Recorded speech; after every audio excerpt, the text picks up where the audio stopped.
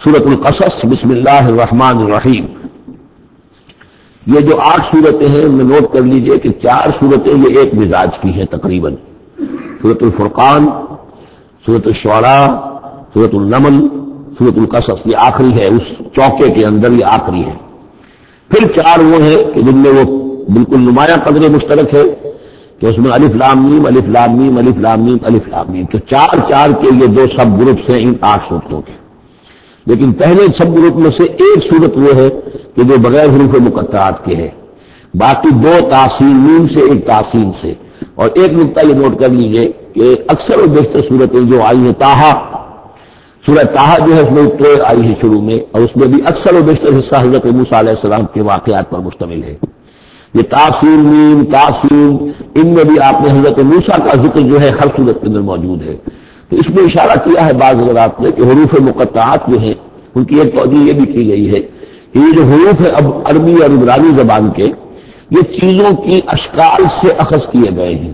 بعض زبانوں کے حروف جو ہیں وہ آوازوں پر مبنی ہیں، اور بعض کے جو ہے چینی زبان ہے وہ بھی چیزوں کی شکلوں سے وہ ان کے الفابیٹس بنے ہیں. تو عبرانی اور عربی کے بھی جو ہے وہ اصل میں چیزیں یا اشیاء ان کی شکلوں سے انہوں نے حروف اپنے اخذ کیے ہیں. مثلا توئے کو وہ لکھتے ہیں سانپ کی طرح. وہ سانپ جو ہے اس کا وہ پھن لے کر اگر جو ناگ جو ہے اس نے پھن اٹھایا ہوا ہے اور نیچے کنڈلی ماری ہوئی ہے، یہ توئے ہے. تو قا جو ہے وہ گویا کہ سانپ کی علامت ہے. نون جو ہے وہ مچھلی کی علامت ہے. نون یوں کر کے ایک طرف اس کے نقطہ ڈال دے تو بالکل مچھلی، آپ نے کبھی دیکھا ہوگا تو اکثر و بیشتر جو ڈرائنگز ہوتی ہیں، پینٹنگز ہوتی ہیں، وہ مچھلی کی شکل نون کی ہے، اس لیے ذنون کہا گیا، مچھلی والا. اور قرآن مجید میں ایک سورت ہے سورہ نون جس کا اختتام ہوتا ہے حضرت یونس علیہ السلام کے ذکر پر کہ جو مچھلی کے پیٹ میں جن کو اللہ نے پہنچا دیا تھا. تو اس اعتبار سے حروف مقطعات میں سے بعض چیزیں جو ہے مناسبت والی نظر آتی ہیں. یہ جو صورتیں ہیں سورہ شعراء اس میں بڑی تفصیل کے ساتھ آیا ہے. سورہ طٰہٰ میں وہ تو میں آپ کو بتا چکا ہوں کہ 8 میں سے 5 رکوع پورے حضرت موسیٰ علیہ السلام کے حالات پر ہیں.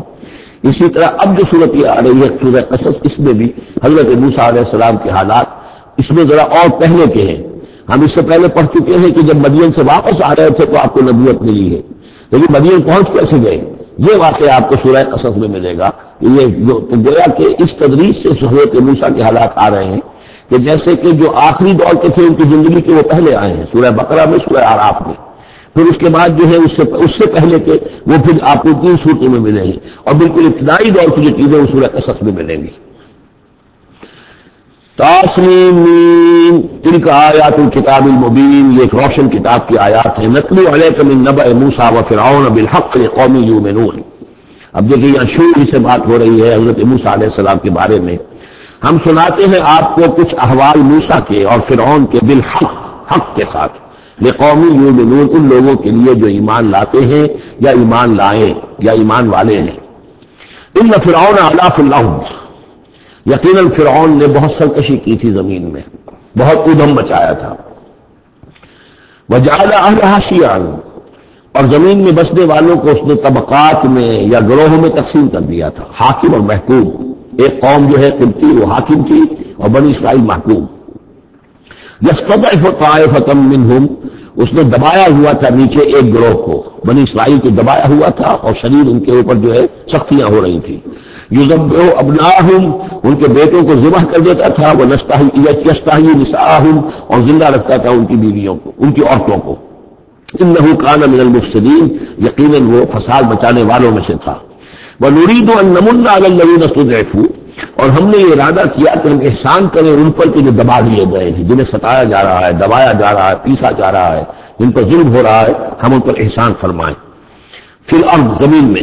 ونجعلہم ائمۃ، اور ہم انہی کو امام بنائیں، اب ان کو دنیا میں طاقت دیں، سربلندی دیں. ونجعلہم الوارثین، اور انہی کو ہم وارث بنا دیں. ونمکن لہم فی الارض، اور ان کو زمین میں تمکن عطا کریں.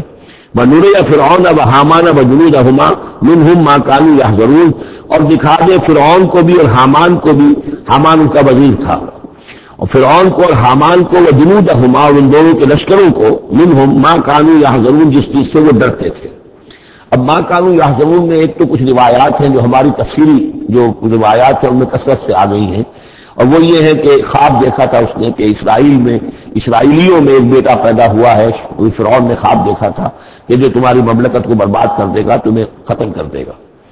اسی خواب کے بعد اس نے، جیسے کہ حضرت مسیح کے بارے میں انجیل میں یہ ہے صراحت کے ساتھ، اور اس کے بعد جو ہے وہ وہاں پہ جو بھی نوزائیدہ بچہ تھا اس کو قتل کرنے کا معاملہ شروع ہو گیا تھا۔ یہی معاملہ کہتے ہیں کہ قرآن میں بھی اس کا ذکر نہیں ہے اور تورات میں بھی ذکر نہیں ہے، البتہ تالمود میں اس کا ذکر موجود ہے، اور تالمود سے پھر یہ روایات جو ہے ہماری تفسیری روایات کے اندر آ گئی ہیں۔ ما کانوا یحزنون کی دوسری توجہ یہ بھی ممکن ہے کہ ہو، واللہ عالم، لیکن ایک دوسری توجہ بھی ہے کہ انہیں یہ اندیشہ ہو گیا تھا کہ یہ قوم جو ہے اب اس تیزی کے ساتھ بڑھ رہی ہے، اس کی تعداد اتنی تیزی سے بڑھ رہی ہے کہ یہ ہمارے لیے خطرہ بن سکتے ہیں۔ بالکل وہ معاملہ ہے جو آج سے کوئی 20 سال پہلے ہوا تھا ہندوستان میں، جو نسل بندی کا معاملہ تھا کہ مسلمانوں کی تعداد اتنی تیزی سے بڑھ رہی تھی کہ ہندوؤں کو یہ اندیشہ ہوا کہ ان کی تعداد جو ہے وہ آبادی اتنی تیزی سے بڑھ رہی ہے کہ ہمارے لیے یہ خطرہ بن جائیں گے، لہذا ان کو روکنے کے لیے وہ نسل بندی اور جبری نسل بندی، پھر اس میں طرح طرح کے طریقے اختیار کیے گئے۔ اسی کی وجہ سے پھر وہاں مسلمانوں نے پہلی مرتبہ کانگریس کے خلاف یعنی انتخابی مارکے کے اندر بغاوت کی تھی، جس کی وجہ سے کہ اندرا گاندھی جو ہے ہار گئی تھی۔ تو یہ معاملہ جو ہے محسوس ہوتا ہے کہ وہاں یہ محسوس کیا جا رہا تھا کہ یہ جس تیزی کے ساتھ ان کی افزائش نسل ہو رہی ہے یہ ہمارے لیے خطرہ بن سکتے ہیں۔ یہ وجہ ہے کہ ان کے بچوں کو جو نرینہ اولاد ہے انہیں قتل کیا جا رہا تھا۔ بہرحال یہ دونوں توجیحات ممکن ہے، واللہ عالم۔ بارک اللہ لی ولکم فی القرآن العظیم ونفعنی وإیاکم بالآیات والذکر الحکیم۔